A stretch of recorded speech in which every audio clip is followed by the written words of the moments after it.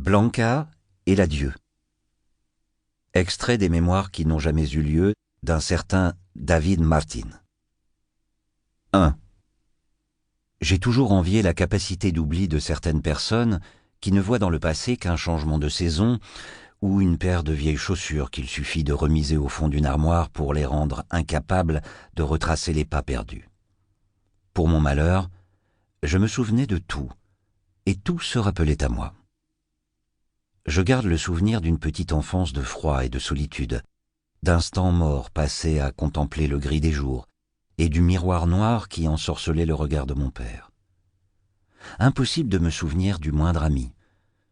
Je peux évoquer le visage de gamins du quartier de la Ribera, avec lesquels je jouais ou je me bagarrais parfois dans la rue, mais il n'y en a aucun que je voudrais sortir du pays de l'indifférence. Aucun, sauf celui de Blanca. Elle avait 2 ans de plus que moi. Je la rencontrai un jour d'avril devant l'entrée de ma maison. Elle donnait la main à une domestique qui venait chercher une commande dans une petite librairie de livres anciens située en face du chantier de la salle de concert. Le destin voulut que la librairie n'ouvrît pas ce jour-là avant midi et que la bonne s'y présentât à 11h30, laissant une plage d'attente de 30 minutes, un temps qui allait, sans que je le sache, sceller ma destinée. Si ça n'avait tenu qu'à moi, nous n'aurions jamais échangé une parole, elle et moi. Je n'aurais jamais osé. Sa mise, son parfum et son expression aristocratique de petite fille riche vêtue de soie et de tulle ne laissaient planer aucun doute sur le fait qu'elle n'appartenait pas au même monde que moi, et moi moins encore au sien. Nous étions séparés par quelques mètres à peine et des lieues de lois invisibles. Je me contentais de la contempler comme on admire des objets sacrés dans une vitrine ou à la devanture d'un de ces bazars dont les portes paraissent ouvertes mais dont on sait qu'on ne les franchira jamais de sa vie. J'ai souvent pensé que sans l'attention ferme et résolue portée par mon père à mon hygiène personnelle, Blanca n'aurait pas prêté attention à moi. Mon père estimait qu'il avait vu suffisamment de crasse pendant la guerre pour remplir 9 vies, et il m'avait appris depuis tout petit, même si nous étions fauchés comme les blés, à me familiariser avec l'eau glacée qui coulait du robinet de la buanderie quand elle voulait bien, et avec des savons qui sentaient l'eau de javel et arrachaient tout, même les remords. C'est ainsi qu'à mes 8 ans juste révolus, moi, David Martin, pauvre diable propre et bien mis, futur prétendant au statut d'homme de lettres de second ordre, je parvins à reprendre mes esprits pour ne pas détourner le regard quand la poupée de bonne famille posa les yeux sur moi et me sourit timidement. Mon père m'avait toujours dit que dans la vie, il fallait rendre aux gens la monnaie de leurs pièces. Il sous-entendait par là, bien évidemment, coups, claques et autres impolitesses. Mais moi, je décidai de suivre son conseil et de répondre par un sourire, avec un bref hochement du chef comme pourboire. Elle avança lentement, et tout en me détaillant de la tête aux pieds, elle me tendit sa main, dans un geste auquel jamais personne ne m'avait habitué, et elle me dit « Je m'appelle Blanca ». Blanca tendait la main comme les demoiselles dans les comédies de salon, la paume tournée vers le bas, avec la langueur d'une courtisane parisienne. Comme je ne réalisais pas que la réponse appropriée était de m'incliner et de frôler de mes lèvres cette main, Blanca la retira et haussa un sourcil. « Moi, c'est David. »« Es-tu toujours aussi mal élevé ?» J'étais en train d'élaborer une saillie emphatique pour compenser ma condition de rustre plébéien par une démonstration d'intelligence et d'esprit capable de sauver la face lorsque la domestique approcha, l'air consterné, et me regarda comme si j'étais un chien enragé et solitaire errant dans la rue. C'était une jeune femme aux traits sévères et aux yeux noirs et profonds, qui ne me manifestait aucune sympathie. Elle prit Blanca par le bras et la tira hors de ma portée. « Avec qui parlez-vous, mademoiselle Blanca ?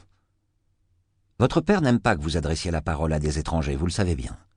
Ce n'est pas un étranger, Antonia. C'est mon ami David. Mon père le connaît. » Je restais pétrifié, tandis que la domestique m'observait du coin de l'œil.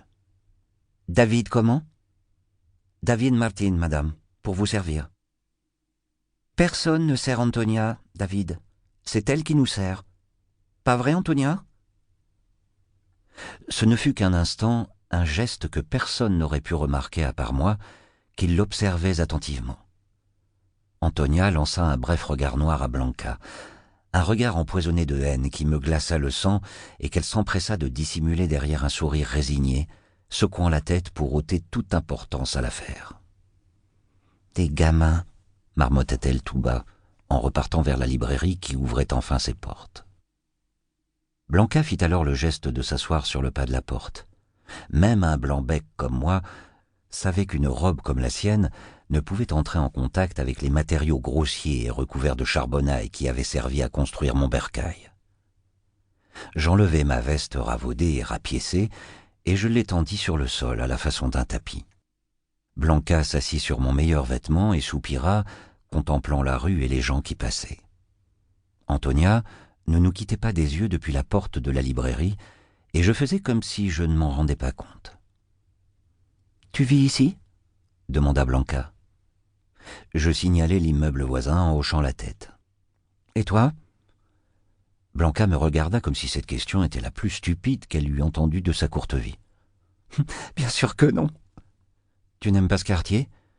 Il sent mauvais, il est sombre, il y fait froid, les gens sont laids et c'est bruyant. » Il ne m'était jamais venu à l'idée de résumer mon environnement familier de cette manière, mais je ne trouvais pas d'argument solide à lui opposer. « Pourquoi viens-tu ici alors ? Mon père a une maison près du marché de Borne. Antonia m'emmène lui rendre visite presque tous les jours. »« Et toi ?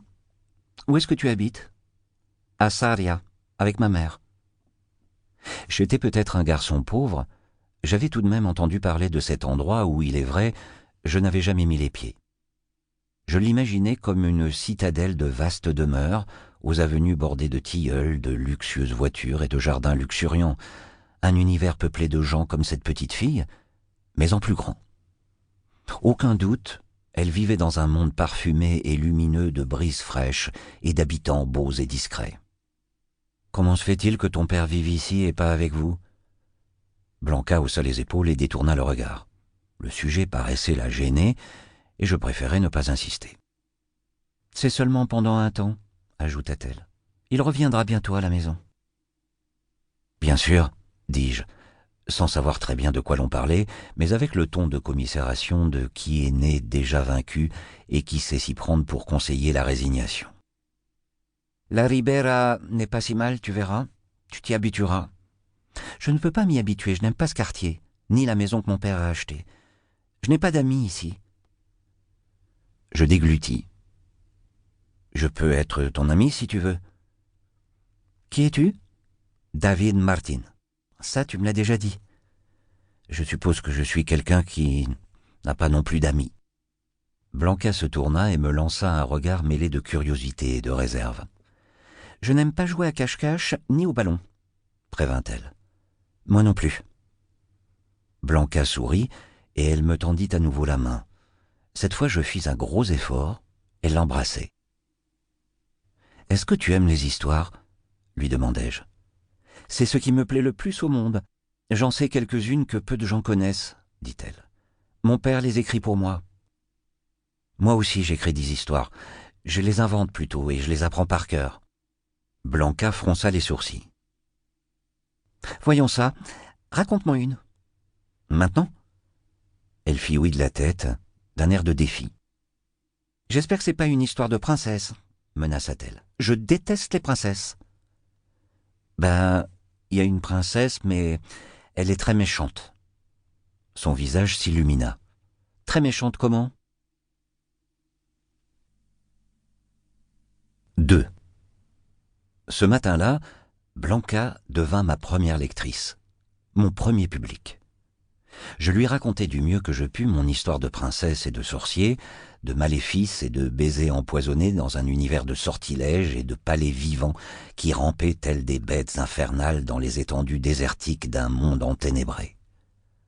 À la fin du récit, comme l'héroïne s'abîmait dans les eaux glacées d'un lac noir, une rose maudite dans les mains, Blanca fixa pour toujours le cours de ma vie en laissant échapper une larme, murmurant, émue et libérée de ce vernis de petite fille de bonne famille qu'elle avait trouvé mon histoire. Pour continuer à écouter ce livre audio gratuitement, cliquez sur le lien dans la description et vous pourrez l'écouter en entier sans frais grâce à l'essai de 30 jours d'Audible.